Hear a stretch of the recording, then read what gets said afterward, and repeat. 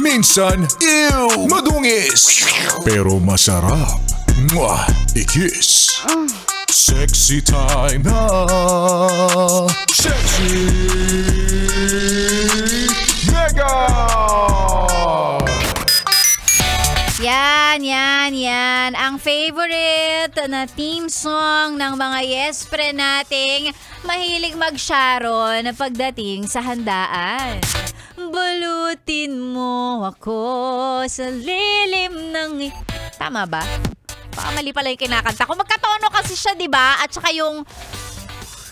May isa pa eh. May isang kanta pa yan eh na magkatono. Ako'y bituing walang ningning kung kapalit eh. Tama na nga, mamaya ko na lang isipin. Ay nako mga yes friend, magandang umaga para sa mga yes friend kong nag-aabang kung meron na bang cancellation ng pasok. In fairness, alam nyo, ngayong araw na to, medyo disappointed. Disappointed ako in a way na nung mga dating may bagyo kasi or may LPA, alas 7 pa lang ng umaga, marami nang nagka-cancel ng classes. Eh ngayon, kanina pagising ko, nasabi ko sa sarili ko, ay lakas ng ulan, meron na bang mga walang pasok? As early as mga alas 8, ang nakita ko, isang municipality pa lang ang walang pasok. Pero ngayon, in fairness, medyo madami-dami na. Marami nang nakarealize na, ay teka lang, oo, wag na nating papasukin ang mga bagets. Oh, diba? Ayan. Ang dami na, hanapin nyo na lang hashtag walang pasok. Diyan naman kayo magaling eh.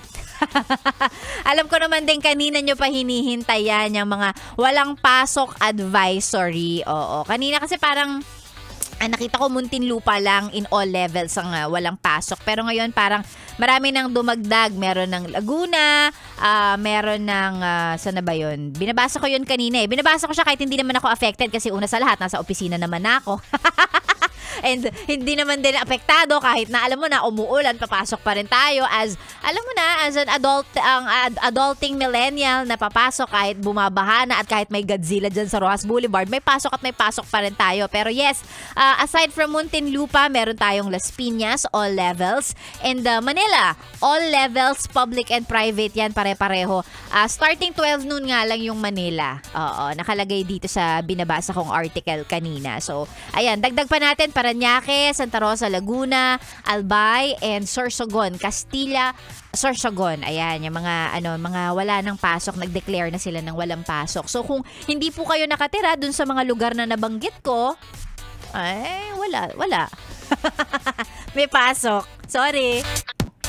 At saka ayun nga, feeling ko naman nasa school na yung iba, 'di ba? Or nakapasok na. Nakalabas na ng bahay. So, sige na, ituloy nyo na yan. Andyan na kayo eh. Nasa labas na kayo eh. Ay nako, magandang umaga po sa mga yes friend kong inuulan ngayong beautiful Friday morning. Sabi ko pa naman, ay, magiging maganda ang araw na to. Tapos pagsilip ko kanina umaga, sabi ko, ay, ang dilim, malakas ng ulan. So, downers. Si Sexy Megan kasi talaga ako, hindi ko type ang ulan. Oo, I'm sorry. Hindi ko siya weather. Gusto ko talaga yung maaraw, sunny, ganon, summer, ganyan. Pero pag maulan, parang nakakatamad, diba? Ako, ganon ako eh. But anyway, eto muna bago tayo magtuloy-tuloy sa mga tugtugan natin ngayong maulang Friday morning. Hello muna sa mga yes friend natin nagpapa-shout out. Eto si Raymond Puaso. Nasa biyahe na kay Yes FM. Sabi niya, pa-shoutout naman sa Puaso family dyan sa may Santa Ana, Manila. Solid mga ka-yes friend. Magtrabaho para mabuhay po tayo. Ingat lahat. Oo naman, totoo ka dyan. Eto din si Marilu po ng Bayan. Sabi niya, Sexy Megan, naka-tune in kami habang naglilinis. Nakakatanggal po ng pagod. Maraming salamat. Maximo Pareha Jr. nasa biyahe din. Sabi niya pa-shoutout sa Fantasy Club. Sir Jats, Amo Kagawad, Ayan, Bob, and happy birthday daw kay Greggy Del Rosario. Ayan, maraming salamat sa pakikinig ninyo. Sa mga gustong magpa-shoutout, pwede, isend lang po sa ating Facebook page, DJ Megan Yes FM. Ito pa mga pahabol, si Jason Ortiguera. Shoutout daw sa driver ko, Bobby and Gary Lambarte. Pati na rin kay Mark Tolentino na nasa biyahe at nakikinig, naka-tune in. Thank you very much. Sexy Megan po yung kasama hanggang mamaya pantanghali. Dito lang sa stasyong masarap pakinggan. This is 101.9 91.1 Yes FM. Solid!